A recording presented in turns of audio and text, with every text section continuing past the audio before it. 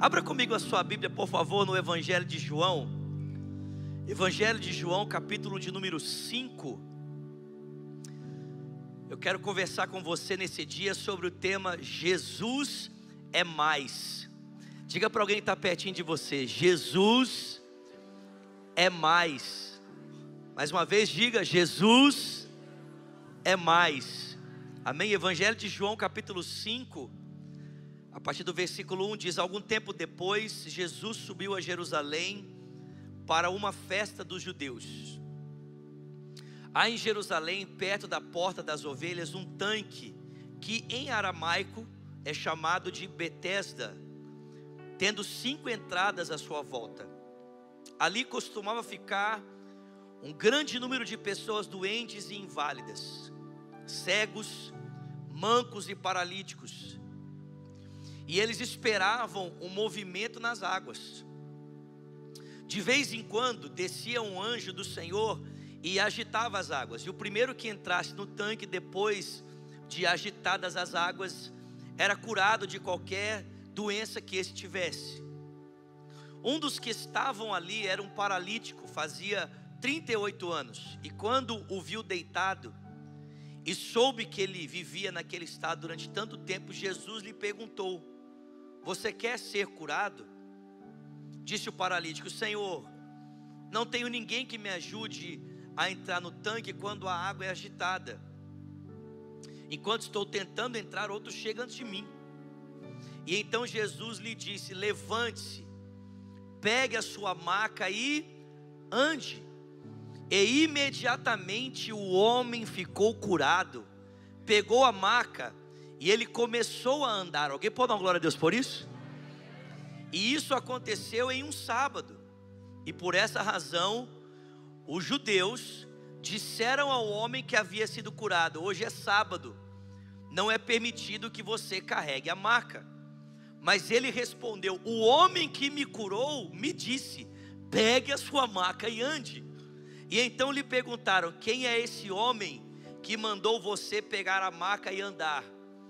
E o homem que fora curado não tinha ideia de quem era ele, porque Jesus havia desaparecido no meio da multidão. Mais tarde Jesus o encontrou no templo e lhe disse: olhe, você está curado, não volte a pecar, para que algo pior não aconteça a você. E o homem então foi contar aos judeus que havia sido curado por Jesus. Amém? Vamos orar? Vamos orar mais uma vez, amém, irmãos? Esse culto é um culto de oração, amém, queridos? Eita glória! Nós temos que mudar o nome do culto roupa para culto de oração. Culto roupa de oração, aleluia.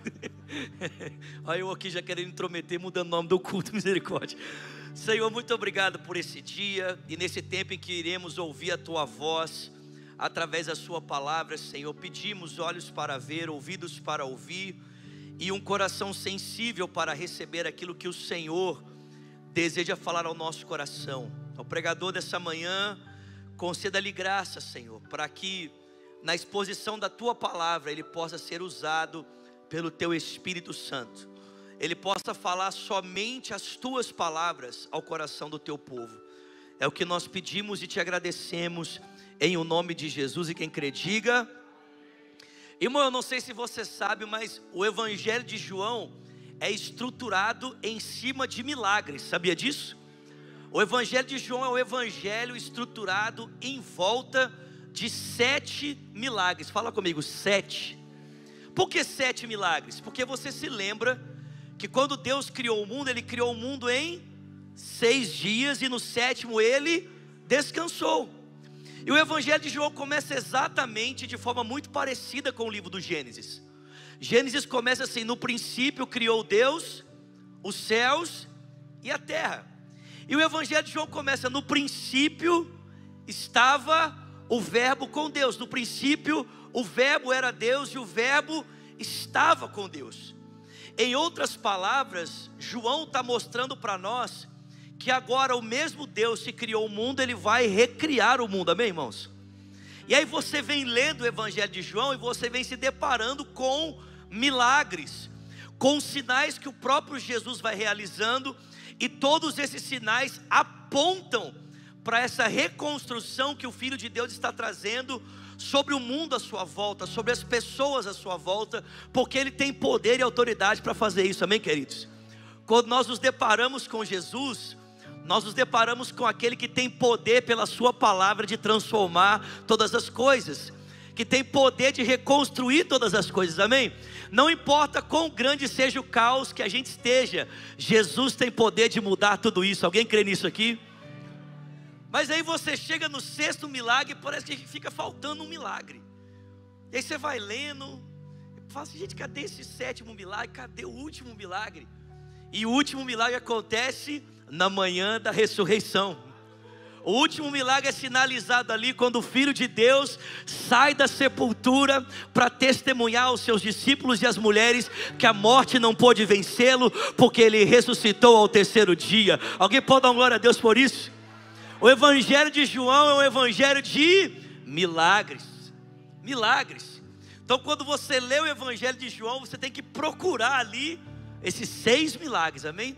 O primeiro você já conhece, é muito simples. É o milagre que Ele realizou nas bodas em Caná da Galileia. E o último milagre eu acabei de dizer para você, é a ressurreição. Agora fica de lição de casa essa semana você procurar os outros 5, amém? Mas um milagre nós vamos falar aqui nessa manhã, que é esse milagre que Jesus realizou ali no tanque de Betesda. Nós estivemos ali há poucos dias atrás nesse lugar chamado tanque de Betesda, irmãos. Eu queria só trazer uma informação histórica para ajudar você a entender um pouco mais esse texto. Esse tanque, irmãos, ficava perto de uma fortaleza chamada Fortaleza Antônia. E esse tanque era costumeiramente usada pelos romanos para que os romanos pudessem se banhar. Ele não era um tanque de purificação judaica, né? Não era um tanque para as pessoas se batizarem, não. Era um tanque que os soldados romanos costumeiramente tomavam banho ali. E a água que ficava ali ficava tão suja que depois ela só tinha uma finalidade: ser usada pelas pessoas para lavarem as ovelhas, que caminhavam então depois pela porta das ovelhas, entravam no templo, que ficava muito próximo ali também, para serem vendidas, para se tornarem um sacrifício no dia da expiação. Então esse tanque que nós estamos lendo aqui no texto, era um tanque que os romanos usavam para se banhar. Não era um tanque santo, não era um tanque separado por Deus, não. Era um tanque romano, irmãos. E se você conhece um pouquinho da história do Império Romano, você sabe que os romanos não eram limpinhos, amém? Eles podiam ser limpinhos no sentido que eles gostavam de tomar banho. Os romanos gostavam muito de tomar banho. Quando eles chegavam numa cidade, eu não sei se você sabe disso, quando você vai no Brasil, você consegue ver isso claramente. Você vai nas cidades brasileiras, principalmente quem aqui é de Minas Gerais aqui? Quem é de Minas aqui? A gente vai nas cidades do interior de Minas e você chega nas cidades e a primeira coisa que você vê construída ali no meio da cidade são as igrejas. Porque quando os jesuítas foram enviados para o Brasil para ajudar na colonização, quando eles colonizavam uma cidade, a primeira coisa que era construída no meio da cidade era uma igreja, era uma catedral. Os romanos, quando chegavam em um lugar, a primeira coisa que eles construíam não era uma igreja, era uma casa de banho. Você vê o tanto que eles gostavam de tomar banho, né? Então eles chegavam no lugar e a primeira coisa que eles faziam era uma casa de banho. O problema, irmãos, é que essas casas de banho, que eram acopladas a saunas e a lugares para as pessoas tomarem banho, não eram usadas só para banho. Infelizmente os romanos usavam isso para outras coisas muito sujas. Quem entendeu aqui? Quem entendeu? Quem não entendeu? Todo mundo entendeu? Está claro para todo mundo? Precisa desenhar? Não? Então os soldados romanos normalmente tinham 2 saunas, né? Uma sauna que era só para uso exclusivo de homens e uma que era para uso exclusivo só das mulheres, não se misturavam. Mas infelizmente nesses locais de banho em que os romanos tomavam banho, irmãos, eles praticavam todo tipo de promiscuidade que você possa imaginar. Ou seja, depois que os soldados entravam nesse tanque e tomavam banho, irmãos, não dava para usar essa água mais para nada, porque todo tipo de sujeira acontecia ali. A água só servia para ser usada para dar banho nos animais, não tinha mais condição de se aproveitar aquela água. E aqui, irmãos, está talvez o primeiro ensinamento que esse texto traz sobre esse Jesus que é mais. É que esse Jesus que é mais, Ele não se importa de descer aos lugares sujos para encontrar pessoas em situação de necessidade. Jesus não se importa de ir em lugares promíscuos. A maioria dos estudiosos acredita que esse homem que estava ali há 38 anos, ele era um judeu. Então, segundo a tradição judaica, irmãos, ele nem deveria estar ali, amém? Nem deveria. Porque, irmãos, um judeu deveria buscar a resposta de Deus aonde? No templo. Deveria buscar a resposta de Deus no lugar aonde Deus se fazia acessível. Mas havia se construído em volta desse tanque essa lenda, esse mito de que de tempos em tempos um anjo descia ali, tocava as águas e alguém que entrasse primeiro era curado. E esse homem então, confiando nessa crendice popular, deixou o lugar que de fato era apontado por Deus para tentar buscar resposta em um lugar que Deus não havia apontado. Vocês estão comigo? Havia um lugar claro que Deus havia apontado para que ele pudesse ser encontrado. Mas havia se criado esse mito, essa crendice de que Deus poderia ser encontrado ali num outro lugar, que era possível poder se experimentar de Deus nesse outro ambiente. Mas, irmão, fica muito complicado a gente acreditar que um anjo descia ali, pensando o contexto para que esse tanque era usado. O tanque era usado para coisas sujas, não tinha nada de Deus ali. Deus havia apontado um lugar específico para as pessoas experimentarem dele. Mas esse judeu estava tão desesperado por um toque de Deus, que ele não se preocupou e desceu nesse lugar. Irmãos, preste atenção, Jesus é tão mais, que até mesmo um homem que estava no lugar errado, na hora errada e com as pessoas erradas, foi socorrido pela sua graça. Jesus desceu ao lugar imundo, somente para encontrar esse homem e trazer resposta à necessidade dele. Alguém pode dar uma glória a Deus aqui nesse dia? Não importa quão sujo seja o lugar em que você está, quão profundo ele pareça. Irmão, Jesus não precisa, Ele não precisa dessas coisas para que Ele possa nos tocar.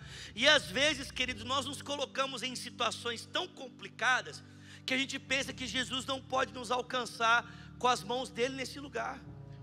Às vezes você está aqui no Hope nesse dia, ou quem sabe em casa nos assistindo, e você está aqui porque você entrou numa situação complicadíssima.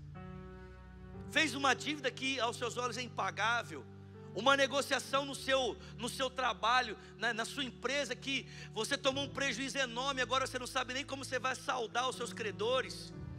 Ou quem sabe você cometeu uma falha dentro do contexto do seu casamento, quem sabe flertando com alguém que você sabe que não podia, talvez chegou até às vias de fato de trair o seu cônjuge.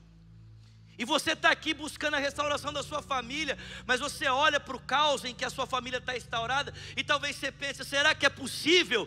Eu estou aqui para dizer para você nessa manhã, Jesus desce nos lugares mais sujos, Ele vai atrás dos necessitados, não importa onde eles estejam, eles podem estar no lugar errado, na hora errada, com as pessoas erradas, Jesus vai lá atrás deles, porque Jesus é mais, irmãos. Alguém pode dar uma glória a Deus por isso aqui? Jesus é mais. Diga para quem está pertinho de você, Jesus é mais. Alguém crê nisso aqui? Jesus é mais. É mais. Segundo, irmãos, Jesus é mais, porque Jesus não precisa das nossas superstições, das nossas crendices para realizar milagres. Amém? Diga para quem está pertinho de você, Jesus não precisa, irmão, das suas crendices, das suas superstições, para realizar milagres. Irmãos, preste atenção, esse homem nem devia estar lá, mas Jesus é tão misericordioso que foi ao encontro dele, amém? Tão misericordioso que foi lá só para encontrar esse homem. E a Bíblia diz que quando Jesus chegou ali e encontrou esse homem, Jesus perguntou para ele, você quer ser curado? Olha a resposta que o homem deu para Jesus. Olha, querer eu quero, mas tem um problema. E o problema é o seguinte: sempre que a água é agitada, alguém pula na minha frente, não tem ninguém que me ajude, eu sou paralítico, como é que vai fazer? Mas Jesus tinha perguntado para ele como ele poderia ser curado, sim ou não, irmãos? O que Jesus perguntou para ele? Se ele queria. Mas ele estava tão acostumado a lidar com a cena do tanque todos os dias, que na cabeça dele só tinha uma forma daquele milagre acontecer. Qual era? Se ele descesse no tanque. Irmão, você já parou para pensar que muitas vezes nós somos como esse homem? Nós estamos tão acostumados com uma imagem diante de nós, que nós prendemos a ação de Deus à imagem que nós estamos acostumados com ela. E a gente fica ficcionado nisso, e a gente pensa que Deus só pode fazer o que eu estou precisando se for desse jeito. Mas presta atenção, Jesus não perguntou para o homem como ele poderia ser curado. Jesus perguntou para ele se ele queria ser curado. A pergunta de Jesus para mim e para você nesse dia não é como você quer ser curado, ou como você pode ser curado, ou como você pode ser restaurado. A pergunta dele é: você quer? Eu te pergunto aqui nesse dia: você quer, meu irmão? Então larga a mão das suas crendices e deixa Jesus fazer do jeito dele. Larga a mão das suas formas, do seu jeito, dos seus métodos, de você pensar que tem que ser X, Y, Z. Não tem que ser nada, meu filho. Para de tentar estabelecer um padrão na forma como Jesus tem que agir, né? A pastora Rosana estava falando aqui agora há pouco. A gente fica com essa ideia, não, de que Deus está chegando atrasado. Está chegando atrasado porque você colocou uma medida de tempo e pensa que Ele tem que agir no seu tempo. Irmão, o tempo não é seu, o tempo é dele. Ele faz do jeito dele, na hora dele, como Ele quer, aonde Ele quer, conforme Ele quer. Tudo que eu e você precisamos é reconhecer que se aquilo que eu estou me apoiando não é suficiente para trazer resposta, aquele que tem todo o poder pode transformar todas as coisas. Para de colocar a sua fé na sua crendice, comece a colocar a sua fé em Jesus. Coloque a sua fé em Jesus. Em Jesus. É do jeito dele, é da forma dele. Jesus perguntou para o homem: e aí, você quer ser curado? Eu quero, né? Mas sabe como é que é, né? Vem aí alguém, pula na minha frente, aí eu fico esperando, né? Mais um tempo. Gente, 38 anos. Vocês estão comigo aqui? Jesus olhou para ele e disse assim: homem, pega a sua maca e sai andando agora. Pega a sua maca e sai andando agora. Diga para quem está pertinho de você: pega a sua maca e sai andando agora. Não, chacoalha ele, pelo amor de Deus, e fala com autoridade. Fala para ele: pega a sua maca e sai andando agora. Irmão, presta atenção, você não precisa esperar por algo acontecer, quando aquele que está diante de você pode fazer todas as coisas. Ninguém precisa esperar uma água agitar, quando está diante daquele que é o próprio milagre. Ninguém tem que esperar um anjo descer, quando está diante daquele que tem todo o poder, que é o Rei dos Reis e o Senhor dos Senhores. Com uma palavra, Ele é capaz de transformar a sua história. Ele não precisa. Jesus é aquele que desce aos lugares mais imundos para resgatar aqueles que estão perdidos. E Ele é aquele que nos desconecta das nossas crendices para mostrar que Ele tem todo o poder, amém, irmãos? Para mostrar que Ele tem toda a autoridade. Por quê? Porque Jesus é mais. Fala comigo: Jesus é mais. Quantos podem dizer bem forte? Diga: Jesus é mais. Ele é mais. Você crê nisso, querido?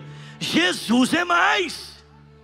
E o último ponto aqui: Jesus é mais, irmãos, porque Ele vai aos lugares mais sujos para resgatar pessoas. Jesus é mais porque não precisa das nossas crendices.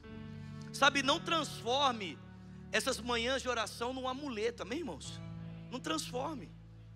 Esses propósitos de oração são muito importantes. O pastor Marcelo sempre frisa isso. Eu acho muito sábio, muito nobre da parte dele.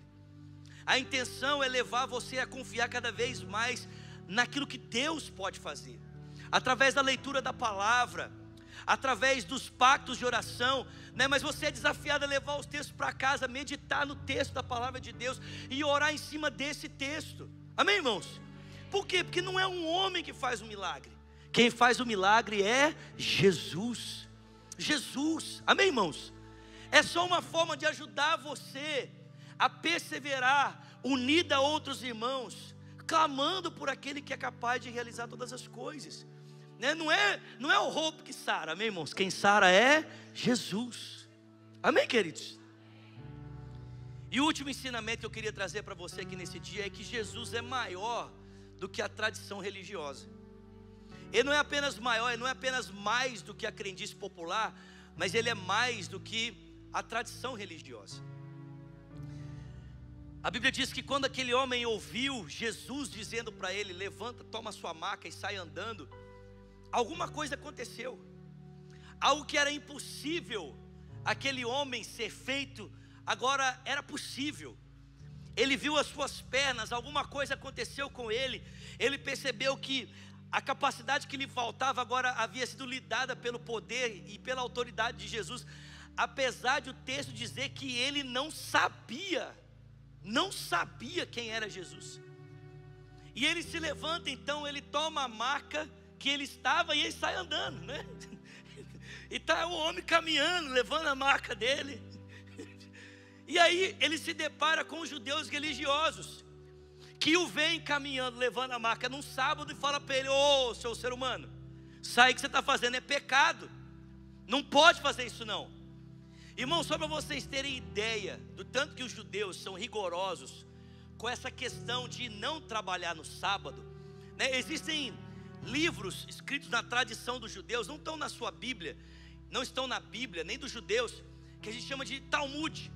E no Talmud você tem ali 3 livros que são interpretações da Bíblia que ajudam um judeu a entender como que os mandamentos têm que ser guardados e praticados. Então, só para você ter ideia, alguns rabinos judeus diziam que no sábado você podia dar 4 passos, mas se você desse 5, você quebrava o sábado.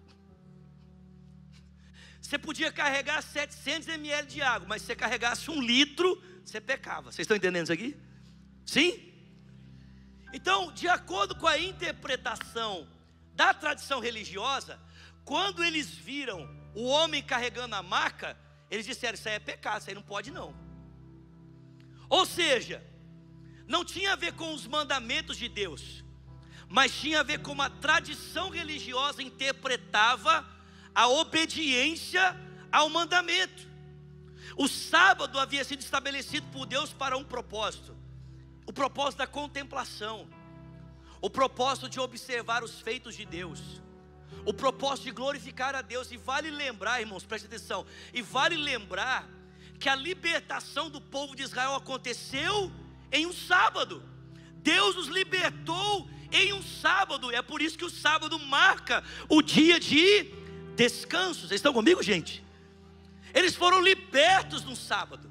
Eles foram chamados para contemplar os feitos de Deus. Vocês estão comigo, irmãos? Ou seja, Jesus não tinha desobedecido o sábado porque ele havia acabado de libertar um homem, amém, irmãos? Ele tinha chamado esse homem para contemplar os feitos de Deus e viver em novidade de vida. Mas segundo a tradição religiosa, o que o homem estava fazendo era errado. Não podia carregar a maca no sábado, não pode. E aí pararam ele, fizeram a blitz religiosa lá e disseram: está errado, não pode, é pecado. E aí o homem rapidamente respondeu: pois bem, vocês, segundo a tradição religiosa, estão dizendo para mim que eu não posso carregar a minha maca, porque segundo a tradição isso aqui é pecado. Mas o homem que me curou mandou carregar a maca. Quem tem mais autoridade? A tradição ou aquele que tem poder para dar vida, para dar saúde àquele que não podia andar? Quem tem mais autoridade? Aquele que tem poder para dizer às pernas o que não se move, se mova, ou aqueles que apenas interpretam uma tradição religiosa. E é claro, irmãos, que quem tem mais autoridade é aquele que tem poder de dar a vida, aquele que tem poder de operar milagres, aquele que tem poder de transformar histórias. Ele tem mais autoridade, é por isso que nós devemos obedecer a Ele. Não seguimos aqui preceitos, tradições de homens, tradições religiosas, não.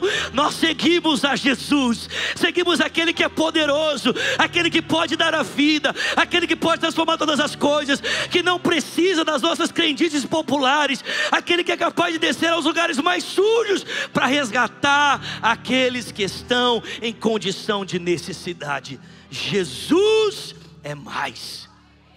Diga para quem está pertinho de você: Jesus é mais. Você pode ficar de pé no seu lugar. Jesus é mais. Jesus é mais. Quantas vezes, irmãos, como, eu esqueci seu nome, desculpa. Como a Johanna falou, quantas vezes nós não somos desestimulados por pessoas que às vezes já conseguiram, já acessaram lugares que nós estamos querendo acessar, e as pessoas dizem para nós: não pode, você não vai conseguir, não, é muito difícil. Porque é muito fácil, irmãos, para quem está do lado de cá e já passou por essa porta, dizer que você não pode passar, sim ou não? É muito fácil. Era muito fácil para o religioso, que não necessitava do mesmo toque de cura, dizer para agora para aquele que estava andando: você não pode carregar a sua maca. Mas o problema, irmãos, é que a religião não pode dizer o que ela também não pode fazer. Vou repetir isso aqui, amém? Pelo amor de Deus, tem alguém comigo aqui em nome de Jesus?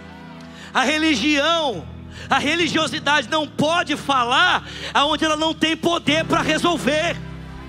Ela não tem voz de autoridade aonde ela não tem poder para transformar a situação. Irmãos, Jesus é mais, porque Ele não apenas nos diz o que podemos viver, mas Ele tem autoridade para nos levar a esse lugar. Jesus é mais. Jesus é mais na minha vida, na sua vida, na minha casa, na sua casa. Jesus é mais. Aonde a religião diz não dá, Jesus diz dá. Aonde a religião diz não pode, Jesus diz pode. Aonde a religião tenta levantar a sua voz para impedir o homem de chegar a Deus, Jesus diz: levanta e anda. Aleluia. Ele diz: levanta e anda. Levanta e anda. Levanta e anda. A Bíblia diz que algumas horas depois, poucas horas depois, esse homem se encontrou com Jesus no templo. E aquele homem que antes não sabia quem era Jesus, agora veio a perceber que o homem que havia curado era Jesus. E Jesus olha para ele e diz: filho, nunca mais volte a praticar aquele pecado, para que algo pior não te aconteça. Porque mais importante, irmãos, do que a experiência que aquele homem teve com Jesus, é conhecer o Jesus que proporcionou a experiência. Mais importante do que ser tocado pelas mãos de Jesus, é conhecer a face de Jesus. Não teve uma pessoa que ao ser tocado por Jesus não recebeu a revelação de quem Ele era.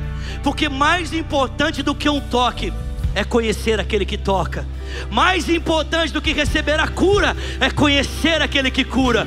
Porque mais importante do que ser transformado é conhecer aquele que transforma, e ouvir a boca dele dizer: vá em paz, seja livre do seu sofrimento, seja perdoado do seu pecado, eu te libero, viva a nova vida. Porque Ele é Jesus. Pai, nós te louvamos nesse dia, porque Jesus é mais. Jesus é mais. Ele é maior do que a nossa superstição, maior do que as nossas crendices. Nós te louvamos porque Jesus é mais, porque Ele é aquele que desce aos lugares inóspitos, sujos, aonde ninguém quer ir, lugares que foram abandonados, lugares que foram deixados de lado. Jesus vai a esses lugares para encontrar o perdido, para encontrar o desamparado, o que está sem esperança, o que está aflito, ao que não tem resposta. Ele vai até esses lugares e Ele diz: levanta e anda, levanta e anda. E mesmo quando a religião, mesmo quando a religiosidade tenta dizer que não é possível, o teu Filho nos diz: tudo é possível. Aquele que crê em mim, aquele que confia em mim. Nós exaltamos o Jesus que é mais, o Jesus que é mais, o Jesus que é mais. Levante as suas mãos a Ele nesse dia e cante isso, cante.